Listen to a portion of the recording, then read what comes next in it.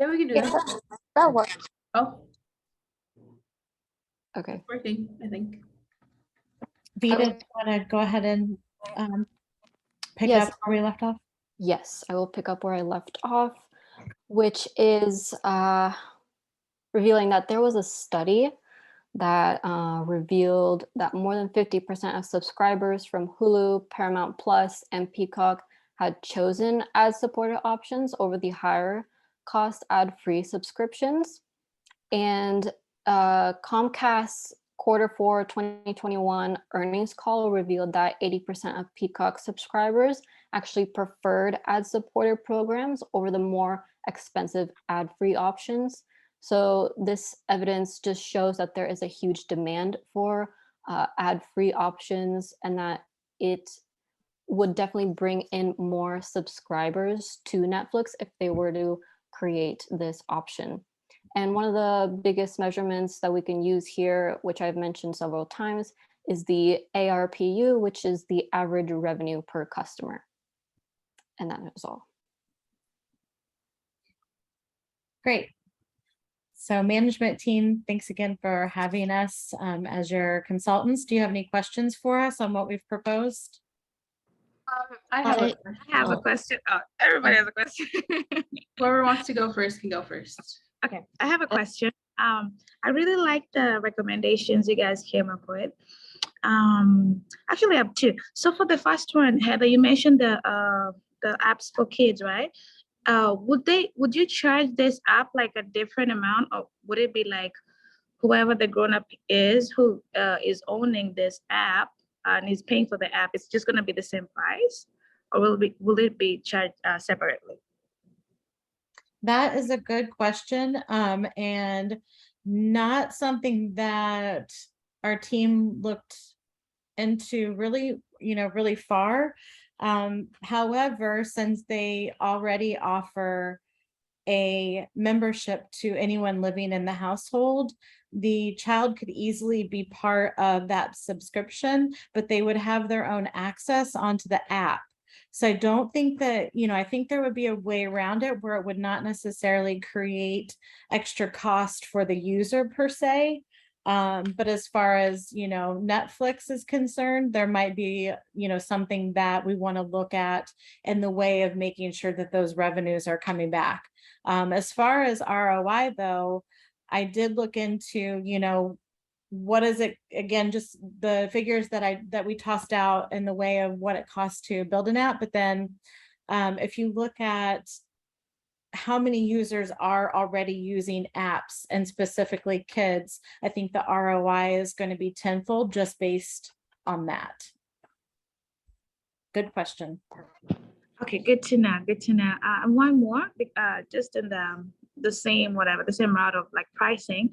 I don't know who mentioned it, but like they mentioned like an annual subscription, and in the lines of pricing also, like, will this be like, are you being charged annually for the subscription, or would it be just still like the monthly whatever, but you sign up, maybe I don't know if it's a contract or what, but it's still going to be annually. That means if you sign up, you have to be there for the whole year, right? So would this be like an annual pay, or would it be like monthly, if that makes sense? Yeah, so it would be annual. So essentially how this model typically works is the customer pays one flat fee in the beginning. That fee might be slightly discounted. So if they were to individualize like a year's worth of Netflix, like they divided it by 12, you would notice like maybe a $20 discount or something along those lines. But you pay once, and then until basically that time next year is when you can pay, and you can choose to also in that time, it's not automatic. There would definitely be a choice if you didn't want to keep paying every year afterwards. Okay, that sounds good. I like the option that you have a choice if you want to pay it on. Yeah. Okay, thank you. Yeah, then I also have a question about the recommendation one. I actually wanted to ask the same question about the price, but then other than that, because we already have a negative balancing or free cash flow. So creating developing, hosting and managing a new app can be expensive. And without creating more children's content, how do you think this is bringing more value to our organization? I think as far as value goes, it's just really, again, giving the children, again, I think ages 8 to 13 would be a good target segmentation, but it's giving them just more responsibility, and just going back to the fact that these are going to be your long-term customers, versus the parents. I mean, they're going to be customers for a while, but 8 to 13-year-olds they're going to withstand more years. Just to put it, I don't want to be morbid, but I mean, that is going to be the bulk of your customer as they age. As in the way of creating content, I think that we think that, again, just those bite-sized episodes, series are a way to keep them entertained, but for a certain amount of time. So if they want to watch 2 episodes, they're going to be entertained for an hour. If they need to be entertained for 2 or 3 hours. So just developing that content that's more bite-sized, not so much long films. Okay, thank you. I actually like that. I think it's a really good recommendation.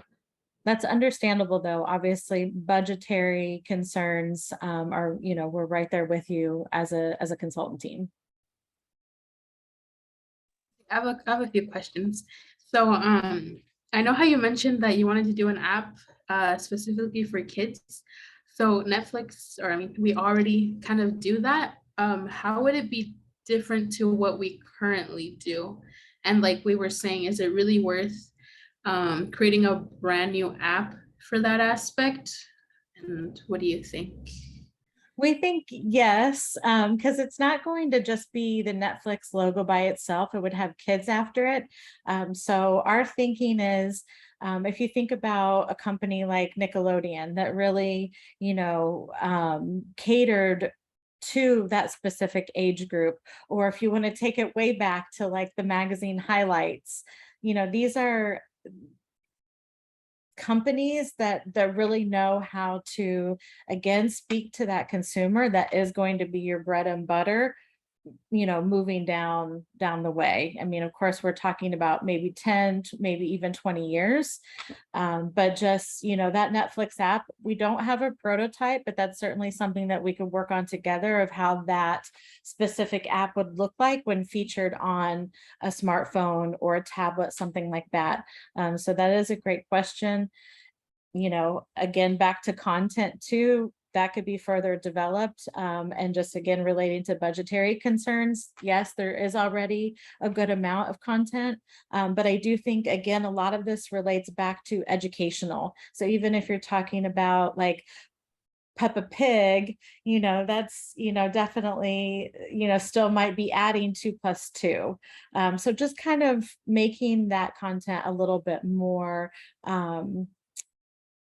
adverse and changing it up. So that's how it would look different. But again, we don't have a prototype, but it's something that we could work on. Okay. And then I have one more question. So what we were saying about adding ads, I know currently Netflix doesn't do that, and our competitors do that. So do you think that would affect, I guess, our brand, or like how our customers view us if we started going in that route, like our competitors? I think it wouldn't negatively affect the brand, just because Netflix does need to be able to compete with its competitors. And a lot of customers right now are actually moving away from Netflix and towards other platforms like Hulu, because even though they have ads, they have a lot more content and their cost is lower than Netflix. So it's justifiable for them, and there's evidence to show that customers are demanding these ad-supported options because that is what they can afford. And I think Netflix needs to be able to offer that option to these consumers. I have a follow-up question about this. So as you probably know that Netflix is already have a plan like this with Microsoft about starting a apps as subscription, but then the online feedback from like Reddit and Twitter is not that good. Customer are not happy with we having more ads. And do you think that will cause us to lose subscription? I couldn't say exactly. I would have to look into what people are saying about Netflix's decision with Microsoft to do the ad supported. But I think in the long run, it would give customers more incentive to choose the cheaper option, even though it does come with ads, and even though Netflix is historically just known not to have ads. Yeah, thank you. Okay, I also have one more question for the other recommendation, the annual subscription one. So I know annual subscription are cheaper than monthly subscriptions, which means we might have some we might have less revenue and less profitability. And the annual subscription will be locked in price. So if you pay like a year before, it's a set price. We can't really change it between the year. But then if our price got increased or if there's any major expenses happen, how would you suggest us to manage the difference? Yeah. So the way I would go about something like this, or we, is essentially because when we factor in, or when we think about how much subscribers are contributing revenue at the end of the fiscal year, we also consider how many subscribers were lost as well in that process. So when we factor in that consideration, essentially what we're looking at is there's always going to be like a hypothetical loss that we have to factor as we like forecast and stuff. So I guess your question was just asking like if price hikes in relation to the annual subscription convinces people like not to annually subscribe. Is that the question? I just want to make sure. No, the question is, for example, if you pay a year before and then it's a set price, but then later we increasing a different price, but then we already charge these people an annual subscription price, so we are losing profit. Oh, I see. Okay. Yeah. So although we might be losing profit, I think the thing is we'll still have a more consistent profit because we know that these people are at least for a year going to be with the company, whereas like per quarter that profit would be like fluctuating or going down. So we're like there's already a loss occurring in relation to price hike. So what this would do is allow us, even if there is a loss, at the very least we could gauge, we would still have a more stable number at the end of each year so that we could get a better picture of, so like for example, if we maybe implemented the price hike in the third quarter, we would still have the subscribers of like the first quarter to like gauge, and then if those subscribers decided in the next, when their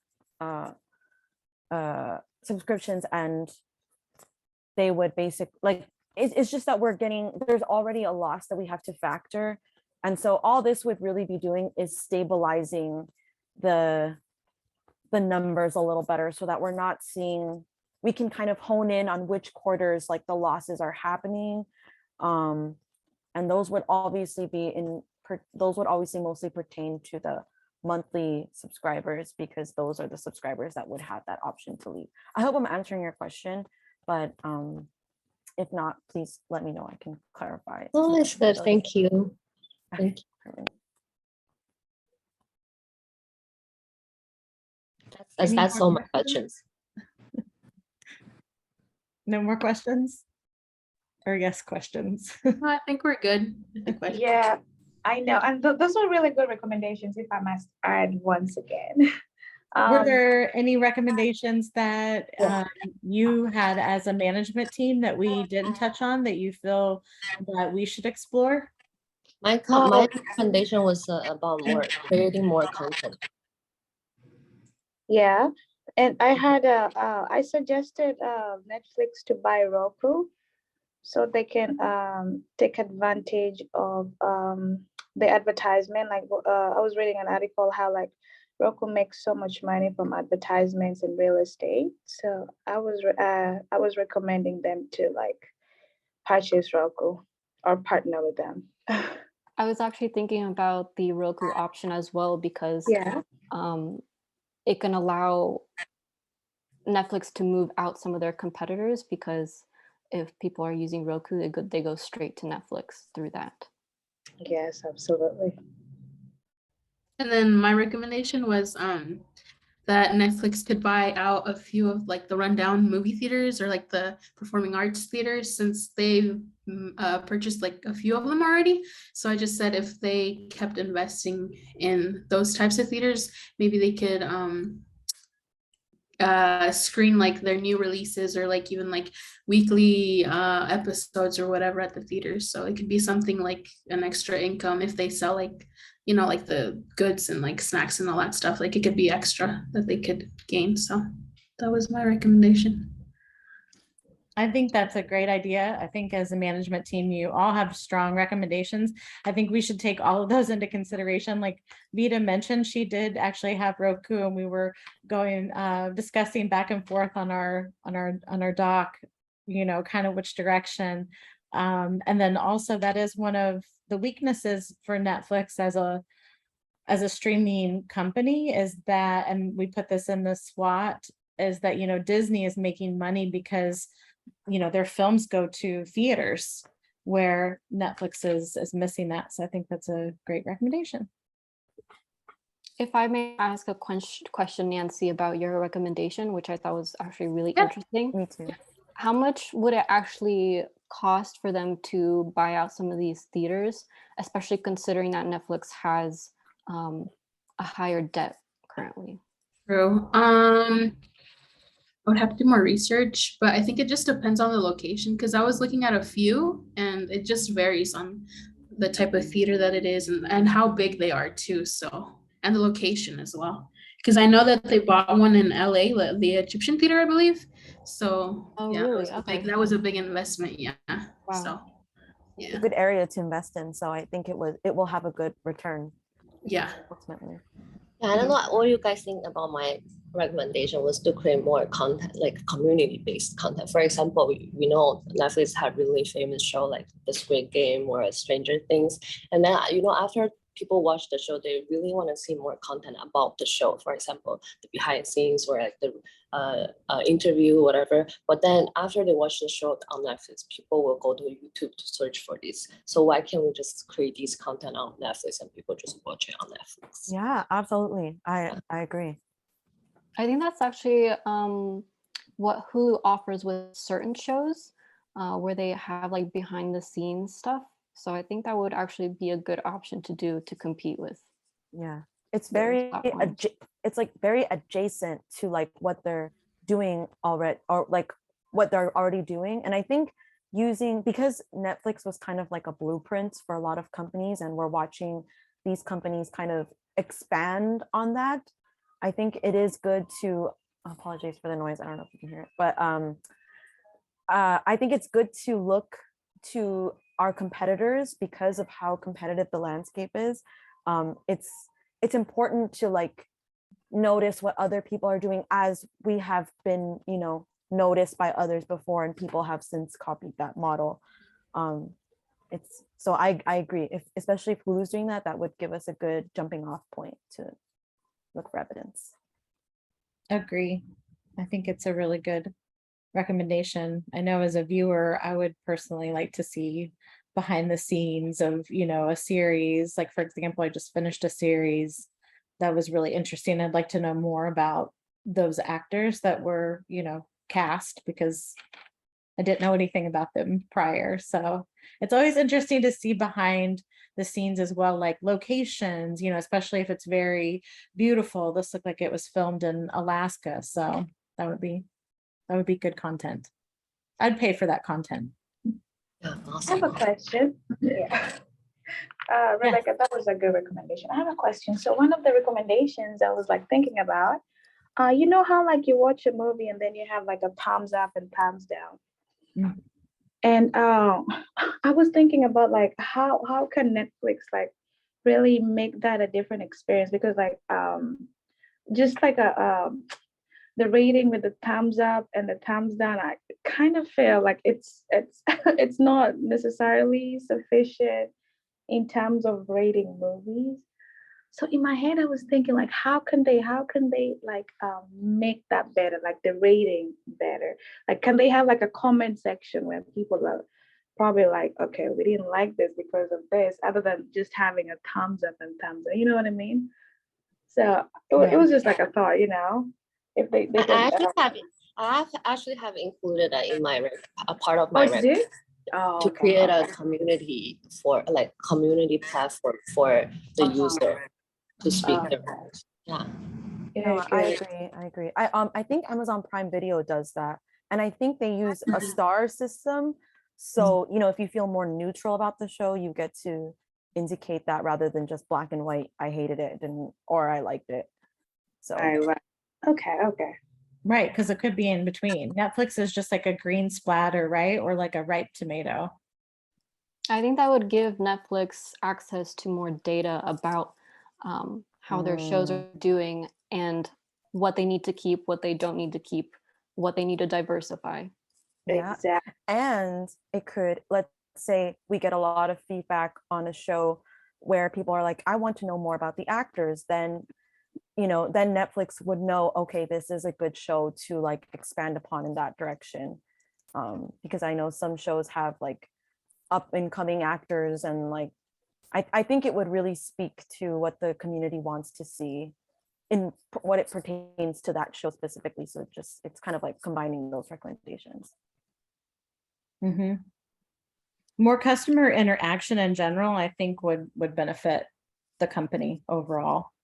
I mean, even as a member, even paying, I don't see a lot of communication, email or, SMS, or the like. There's just not that interaction. So that could certainly, all of these recommendations could certainly tie into just more customer interaction in general. Well, thank you all for joining us and having us as your consultants. We hope that you consider some of our recommendations. Hey, thank you. Thank you so much. Thank you for sharing your recommendations as well. Those were very Thank interesting. you. Thank you. We'll be in touch. Have a good evening. You too. Heather, all the wait. best tomorrow. Oh, thank you. Let me